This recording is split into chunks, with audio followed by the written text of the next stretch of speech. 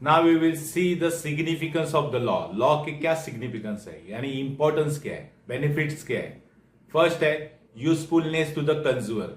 Consumer को भी useful है law. Law of diminishing marginity का बेनिफिट कंज्यूमर को भी मिलता है। उसको समझ में आना चाहिए कि मार्जिनिटी किसमें ज्यादा है, किसमें कम है, यानी according to satisfaction and marginal utility के बेस पे हम लोग स्पेंड करते हैं। तो देखो, this law create the awareness among the consumer, में अवेयरनेस क्रिएट करते हैं। कैसे? To obtain maximum utility from the limited resources, यानी कम से कम रिसोर्सेज में ज्यादा से ज्यादा यूटिलिटी चाहिए, तो it is necessary to diversify the consumption. तो कंजम्पशन डाइवर्सिफाई करना चाहिए। फॉर एग्जाम्पल, सपोज कंज्यूमर को अगर जितने पैसे पे कर रहा है उसमें अगर सेटिस्फेक्शन नहीं मिल रहा है तो वो पैसा स्पेंड नहीं करेगा, तो पैसा किसी और जगह स्पेंड करेगा। तो उसको बोलते हैं डाइवर्सिफाई, यानी कंज्यूमर भी law of diminishing marginity consider करता है। देन नेक्स्ट है second, useful to the government. The law is useful to government in framing various policy such as progressive tax policy. देखो, प्रोग्रेसिव टैक्स पॉलिसी यानी rich people को ज्यादा tax रहता है, poor people को कम टैक्स रहता है, उसको बोलते हैं प्रोग्रेसिव टैक्स। तो गवर्नमेंट भी देखती है कि marginal utility of money rich के लिए देखो कितनी रहती है, कम रहती है, क्योंकि उसको पैसे की ज्यादा बहुत सारा पैसा रहता है तो पैसे की कमी नहीं रहती। So rich people are ready to pay higher tax and poor people are not ready for pay higher tax. That's why government tax policy बनाते समय रिच आदमी को ज्यादा टैक्स लगाती है, पुअर आदमी को कम टैक्स लगाती है, उसको बोलते हैं progressive tax policy. Trade policy भी उसके बेस पे है, प्राइसिंग पॉलिसी भी उसके बेस पे है, यानी सब में मार्जिनल यूटिलिटी देखते हैं। तो गवर्नमेंट को यूजफुल है law of diminishing marginity for making trade policy and pricing policy. Next significance है लॉ का basis of paradox of value. Paradox यानी कैसा? ये जो वैल्यूज है ना, पैराडॉक्स है यानी इनवर्स है।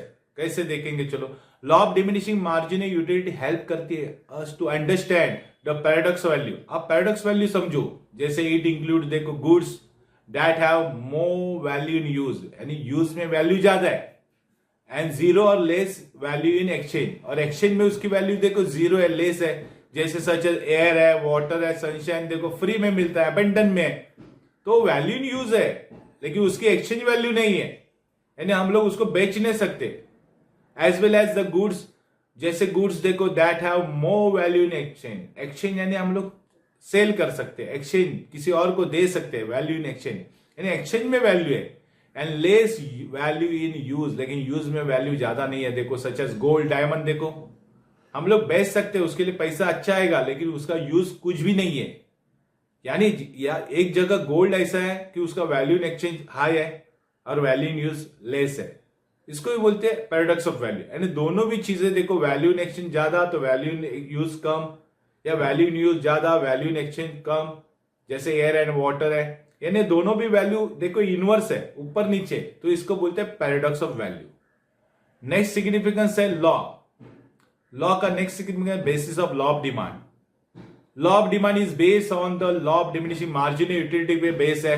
जैसे अकॉर्डिंग टू द लॉ देखने जाएंगे डिमांड का, quantity demand of goods rise, यानी डिमांड की क्वांटिटी कभी बढ़ेगी विद द फॉलिंग प्राइस, उसकी प्राइस कम होती है तो डिमांड बढ़ जाता है, and with increase in price, और fall with the increasing price मतलब प्राइस बढ़ जाती है तो उसका डिमांड कम हो जाता है। ये देखो इनवर्स रिलेशन है, तो इसमें भी लॉ ऑफ डिमिनिशिंग मार्जिनलिटी कंसिडर करते हैं। देखो कैसे, when consumer purchase more and more of unit of goods, कब परचेज करते हैं? It's marginal utility steadily decline, जब उसकी मार्जिनलिटी कम हो जाती है।